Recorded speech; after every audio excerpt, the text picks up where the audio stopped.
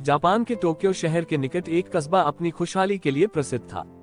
एक बार एक व्यक्ति उस कस्बे की खुशहाली का कारण जानने के लिए सुबह सुबह वहां पहुंचा। कस्बे में घुसते ही उसे एक कॉफी शॉप दिखाई दी। उसने मन ही मन सोचा कि मैं यहाँ बैठकर चुपचाप लोगों को देखता हूँ, और वह धीरे धीरे आगे बढ़ते हुए शॉप के अंदर लगी एक कुर्सी पर जाकर बैठ गया। कॉफी शॉप शहर के रेस्टोरेंट्स की तरह ही थी, पर वहां उसे लोगों का व्यवहार कुछ अजीब लगा। एक आदमी शॉप में आया और उसने 2 कॉफी के पैसे देते हुए कहा, 2 कप कॉफी, एक मेरे लिए और एक उस दीवार पर। उद्धरण चिन्ह। व्यक्ति दीवार की तरफ देखने लगा, लेकिन उसे वहां कोई नजर नहीं आया।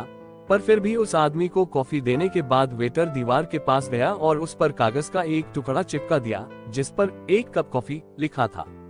व्यक्ति समझ नहीं पाया कि आखिर माजरा क्या है। उसने सोचा कि कुछ देर और बैठता हूँ और समझने की कोशिश करता हूँ।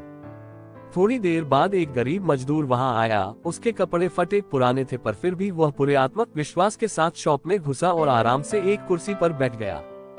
व्यक्ति सोच रहा था कि एक मजदूर के लिए कॉफी पर इतने पैसे बर्बाद करना कोई समझदारी नहीं है। तभी वेटर मजदूर के पास ऑर्डर लेने पहुंचा।